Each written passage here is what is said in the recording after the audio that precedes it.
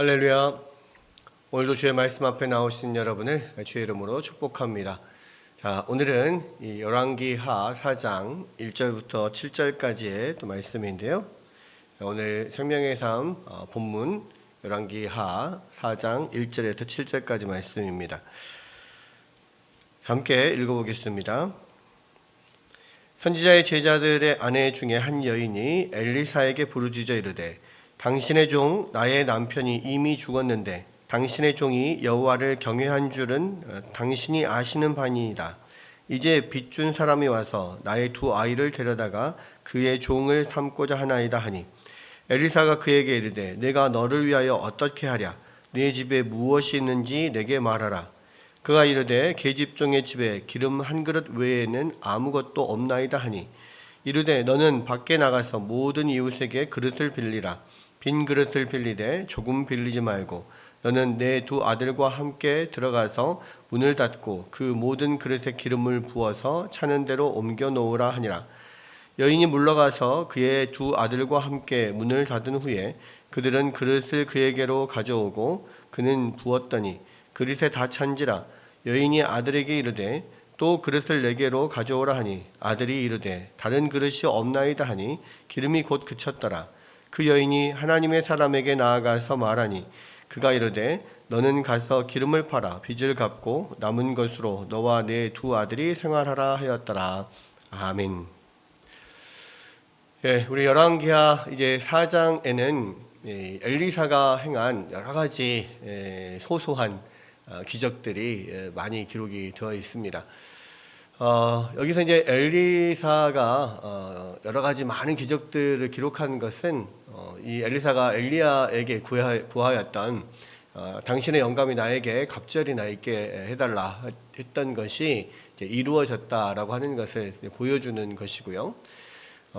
특히 이 기적들은 엘리사를 통해서 하나님께서 어떻게 그의 백성들에게 역사하시는지를 보여주는 것이라 할 수 있습니다.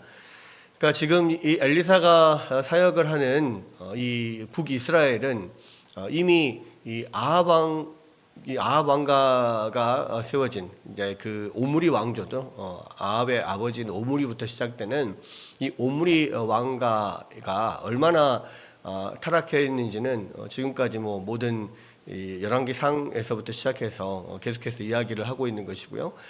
특히 이 오므리 왕가의 그 죄악은 그 전의 왕들하고 달라서 그 전의 왕들은 이 여로보암의 죄, 그러니까 여호와 하나님을 섬긴다라고 하면서 금송아지 상을 만들어 놓고 베델과 단에다가 금송아지를 만들어 놓고 바로 이 금송아지가 너희를 애굽에서 인도해낸 여호와 하나님이다 이렇게 이야기를 하면서 그 금송아지를 섬겼죠.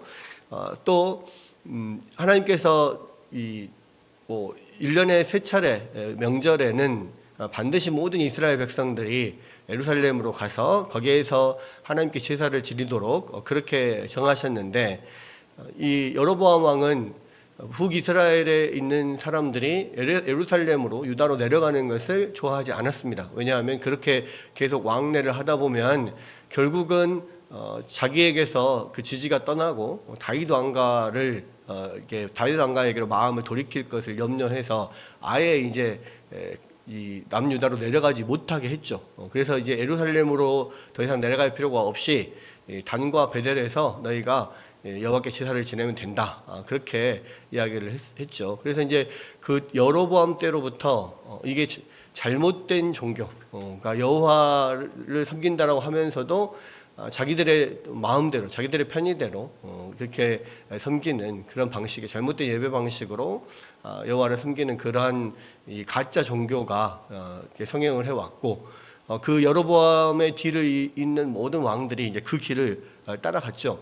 그런데 이 오므리 왕조로부터는 이제 달라집니다. 왜냐하면 이 오므리가 이 아들 아합을 그 시돈의 제사장의 엣바알의 딸 이세벨과 결혼을 시킴으로써 이세벨이 이 바알 종교의 거의 이 선교사처럼 이스라엘로 내려와가지고 이스라엘 온 전역을 이 바알 온 전역에 이 바알 종교를 퍼뜨렸죠. 그리고 여호와의 제사장들은 다 잡아 죽이고 뭐 이렇게 해서 결국 북이스라엘이 여호와를 버리고 바알을 섬기는 그러한 나라가 되어 버렸습니다. 그게 이제 아합 왕과 오므리 왕가의 죄인데, 지금 엘리야와 엘리사는 바로 그러한 이 시대에 아합과 그의 아들 아하시아 여호람 시대에 활동했던 선지자들이 바로 이제 엘리야와 엘리사 아닙니까? 그래서 이제 가장 그 여호와를 떠나서 바알을 섬기는 그러한 이 시대에 엘리사와 엘리야가 활동을 했습니다.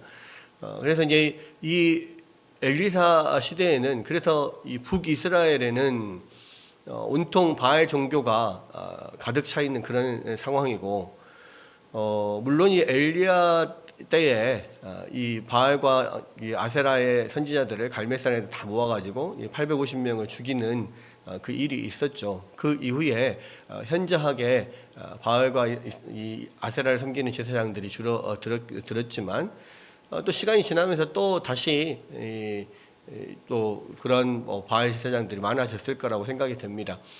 그리고 이제 엘리사와 엘리야 시대에 결국 아마도 이제 엘리야가 이제 이세벨에게 쫓겨가지고 호렙산까지 가서 거기에서 하나님의 새로운 그 사명을 받잖아요. 그래서 이 아람으로 가서 벤하닷 대신에 하사엘에게 기름을 부어라. 또 그리고 이 북이스라엘에서 예후에게 기름을 부어라. 그리고 엘리사에게 기름을 부어라. 이렇게 세 명을 세우라는 그러한 명을 받고, 이 엘리야가 가장 먼저 엘리사를 세우잖아요. 그리고 이제 그 이후에 일들이 이제 계속해서 차차 일어나게 되는데, 아마도 여기 성경에는 나와 있지 않지만 엘리야가 이제 그 이후에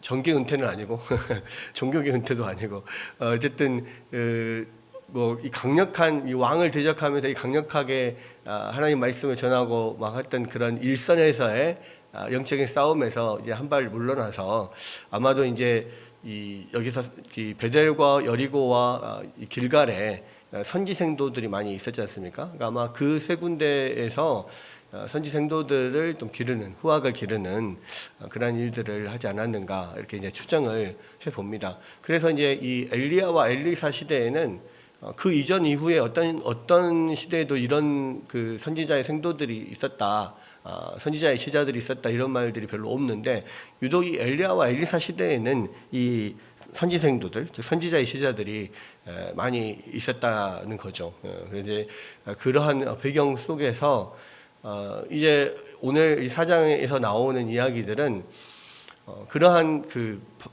북이스라엘 전체가 바알을 섬기는 그러한 나라로 지금 변해버린 상황에서도 이런 선지자의 제자들과 같은 아직도 여전히 여호와께 신실한 하나님의 백성들이 있었는데, 이 아합 왕가를 버리신 하나님이시지만, 그래서 아합 왕가가 대표하는 이 북이스라엘을 사실 하나님께서 지금 버리셨다라고 할 수 있는 그런 상황에서도 이 북이스라엘 안에서 여전히 신실하게 하나님을 찾고 여호와를 섬기는 사람들에게 하나님께서 어떻게 은혜를 베푸시는가를 보여주는 것이 이제 4장에 나오는 여러 가지 기적들이라는 겁니다. 그 중에서 첫 번째 나오는 이제 기적이 바로 이 선지자의 제자의 아내가 처한 그런 어려운 상황을 엘리사가 돕는 이런 내용이 나오는데요. 자, 1절에 보면 선지자의 제자들의 아내 중에 한 여인이 엘리사에게 부르짖어 이르되, 당신의 종 나의 남편이 이미 죽었는데 당신의 종이 여호와를 경외한 줄은 당신이 아시는 바니이다. 이제 빚준 사람이 와서 나의 두 아이를 데려가 그의 종으로 삼고자 하나이다 하니, 이렇게 되어 있습니다. 그러니까 이 당시에 이 선지자의 제자들, 선지생도라고 일명 이야기하는데, 이 사람들은 중세의 어떤 이 수도사들처럼 그렇게 뭐 결혼도 안 하고 모여서 수도 생활하는 이런 사람들은 아니었고요.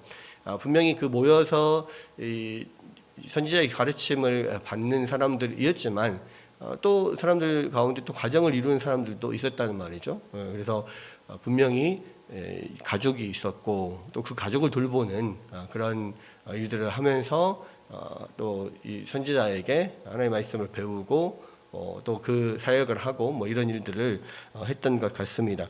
그런데 이제 그 제자 중에 한 사람이 아무래도 그때 당시에도 이미 그 북이스라엘 전체가 바알을 섬기는 그러한 나라로 변해 버렸고 여호와를 섬기는 이 선지자의 제자들이 살아가기가 사실 쉽지 않았을 거란 말이에요.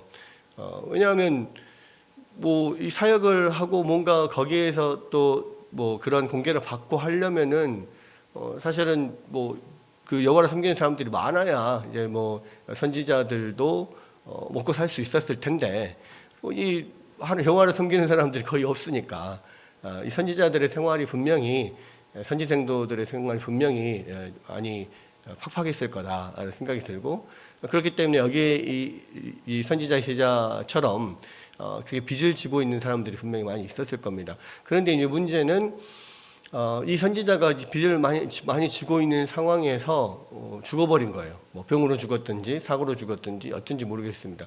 죽어버리니까 대부분의 빚을 낼 때, 빚을 빌릴 때, 돈을 빌릴 때 만약에 이제 그 돈을 못 갚으면 이 자기가 스스로 종이 되거나 또는 자기 자녀가 종이 돼서 그 채권자에게 노동으로 빚을 갚는 그런 제도가 있었단 말이에요. 그래서 그 노동은 희년이 될 때까지 6년 동안 그 노동을 통해서 빚을 갚고 희년이 되면 이제 그 노예에서 해방이 되는 이러한 제도가 이스라엘에 있었습니다. 그러니까 이제 이 빚을 못 갚고 이 제자가 죽어버리니까 결국 그 빚은 자기 아들들이 가서 노동으로 그걸 갚아야 되는 거예요. 이건 이제 앞으로 6년 동안을 종살이를 해야 되는 건데 그것은 불법이 아닙니다. 합법적인 이스라엘의 법 안에 있는 거기 때문에 뭐 꼼짝없이 그렇게 해야 되는 상황이에요. 근데 이제 문제는 뭐냐면 그 아들들이 그 종으로 팔려가면 종으로 가서 이제 봉사를 하게 되면 남아있는 이 과부는 먹고 살 길이 없는 거죠. 먹고 살 길이 전혀 없습니다. 그러니까 그래서 이제 이 고아와 과부가 이 이스라엘에서는 가장 불쌍한 사람들이었어요. 왜냐하면 이 법적인 이 어떤 권한을 행사할 수 있는 사람은 다 남자였기 때문에 아들이 없거나 남편이 없거나 뭐 이렇게 되면 이 과부는 정말 뭐 어떻게 살 수가 없는 그런 상황입니다. 그러니까 그러한 어려운 상황을 지금 과부가 엘리사에게 와서 이야기를 해요.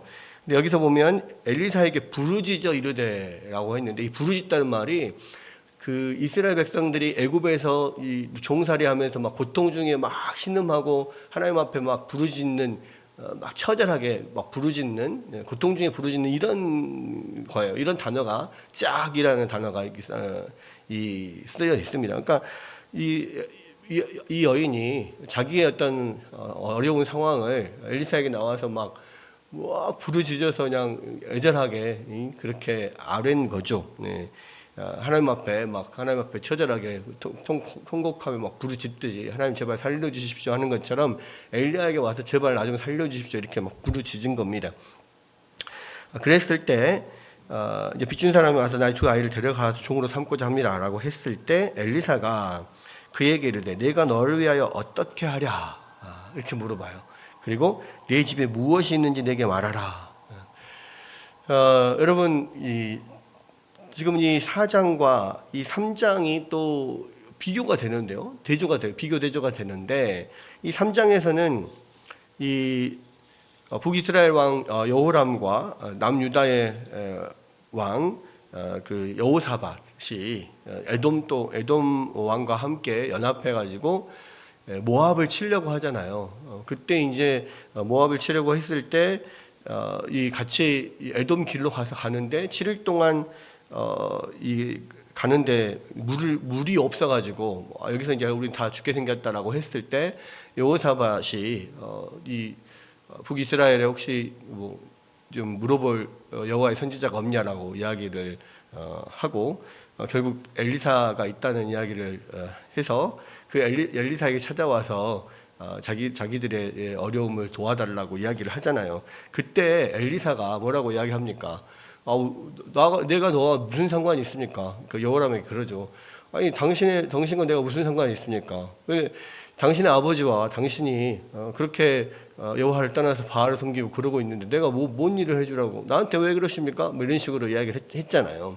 그러니까 왕들에게조차 이 엘리사는 그런 하나님을 온전히 섬기는 그러한 사람들이 아니면 왕들에게도 뭐 나한테 뭐 부탁하려고 해요. 당신하고 나는 상관없습니다. 이런 식으로 대답했던 사람이라는 말이에요. 그런데 이 선지자의 아내의 그런 딱한 사정을 와서 그 아내가 막 이렇게 도움을 요청했을 때는 내가 너를 위해서 뭘 해주랴 이렇게 이야기를 한다는 말이에요. 그러니까 이 심지어는 사회적으로 어떤 고귀하고 어떤 높은 지위를 가진 왕에게는 그렇게 쌀쌀맞게 대했던 엘리사가 정말 보잘것없는 이름도 없는 한 선지자 제자의 아내에게는 그 고통의 부르짖음에 내가 너에게 뭘 해주라 이렇게 묻는 것은 하나님께서 우리에게 어떻게 은혜를 베푸시고 어떻게 우리의 목소리를 청중하시는지 목소리를 들으시는지를 보여주는 거예요. 아무리 지위가 높은 사람, 이 땅에서의 이 엄청난 그런 고귀한 신분을 가진 사람일지라도 하나님은 그들의 음성에 귀 기울이지 않는데 정말 이름도 없는 보잘것없는 그러한 이 선지자의 제자의 아내, 그 아내의 부르짖음에도 작은 신음에도 귀 기울이고 응답하시는 그 하나님을 지금 엘리사가 그런 모습을 보여주는 겁니다. 여러분, 하나님께서 우리 하나님은 바로 그런 분이에요. 내가 이 세상에서 정말 보잘 것이 없고 아무것도 내놓을 것이 없는 그런 사람일지라도 우리 하나님 앞에 우리의 어려운 사정들을 가서 아뢰고 하나님께 부르짖으면 하나님께서 친히 들으시고 내가 어떻게 해주랴 이렇게 적극적으로 이렇게 관심을 보이시고 도우시는 분이라는 것을 이 말씀을 통해서 지금 이야기를 하는 겁니다. 그렇게 하면서 이 엘리사가 뭐라고 합니까? 네 집에 무엇이 있냐 물어봐요. 그러니까 하나님께서 우리를 도우실 때 우리에게 있는 것을 가지고 하나님께서 도우시는 거예요. 그러니까 물론 외부적으로 전혀 우리가 상관없는 어떤 도움이 오기도 하겠지만 또 한편으로는 우리가 가지고 있는 것 중에서 우리에게 있는 것 중에서 하나님께서 특별히 그것을 사용하셔서 돕는 면들이 분명히 있다라고 하는 거 이것을 볼 수가 있는데 그 여인이 이야기하죠. 계집종의 집에 기름 한 그릇 외에는 아무것도 없나이다 이렇게 이야기합니다. 자, 이 기름은 기름 한 그릇이라고 했는데요. 그 보통 기름 한 병 이런 정도고요. 이 원문에 보자면 한 병 이런 뜻이고 그 기름의 양이 그렇게 많지 않다는 뜻입니다. 그래서 이제 한 사람 기름 부을 정도의 기름 이런 정도거든요. 그러니까 이제 보통 왕이나 제사장이나 선지자들에게 하나님께서 기름을 부어서 이렇게 세우게 하셨잖아요.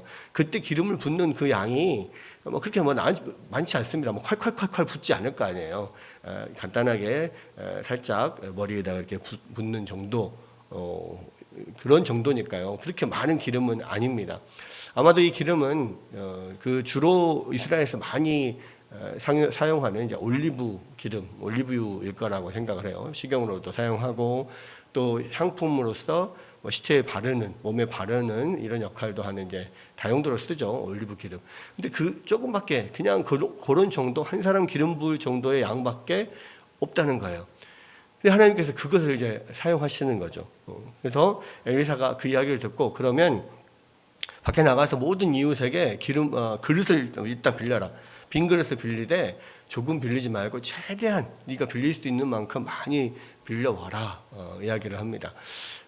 이것을 가지고 믿음의 분량대로 이렇게 하나님께서 은혜를 주신다 이런 이야기 하는데 사실은 이건 믿음이 있으면 많이 빌리고 없으면 적게 빌리고의 문제는 아닌 것 같아요. 왜냐하면 아무리 믿음이 있어도요, 숫기가 적은 사람들은 다른 사람들한테 뭔가를 이렇게 많이 빌리는 것이 쉽지 않을 것이고요.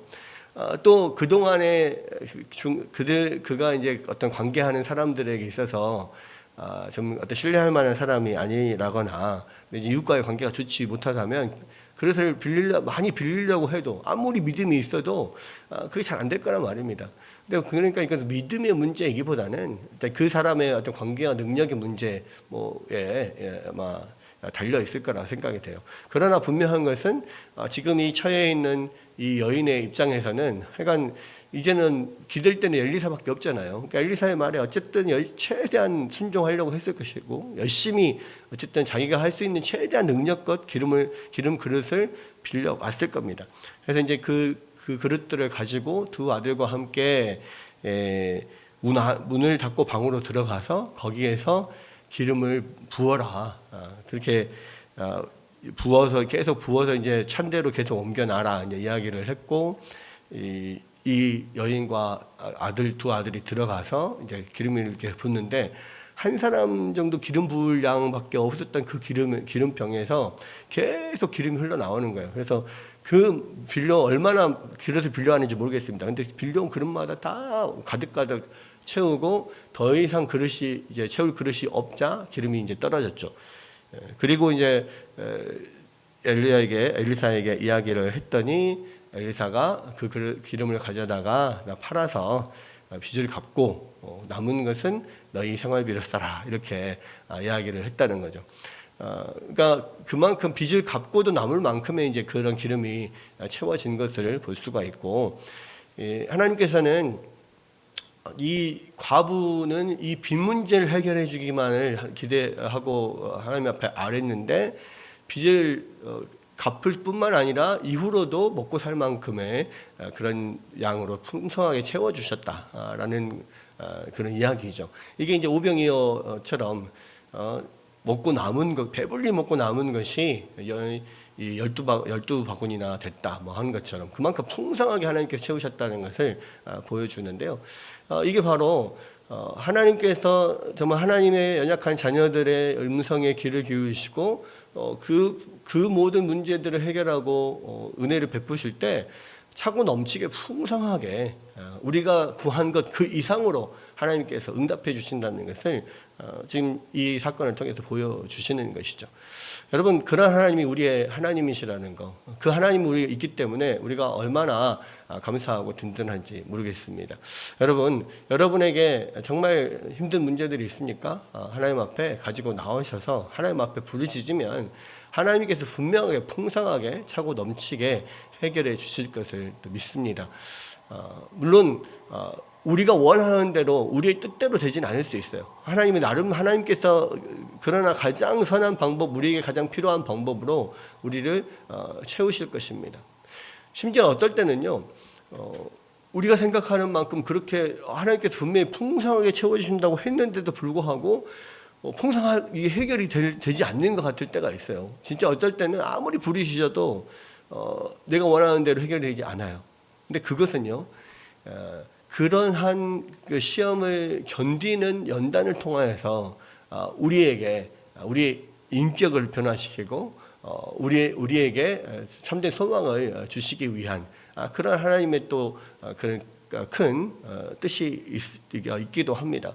그래서 어려움들이 있다라고 하는 것은 결국은 그것을 통하여서 부르짖음으로 하나님께서 내가 원하는 대로 그것이 해결이 되든 내가 원하는 대로 되지 않았더라도 하나님께서는 그것을 통하여서 결과적으로는 우리에게 유익을 주시기 위해서 주시는 어려움이라는 것, 또 시험이라는 것을 여러분들 기억하시고요. 오늘 하나님께서 우리의 음성을 들으신다는 그러한 믿음을 가지고 오늘도 담대하게 주님 앞에 간구하며 나아가는 여러분 되시기를 주의 이름으로 축복합니다.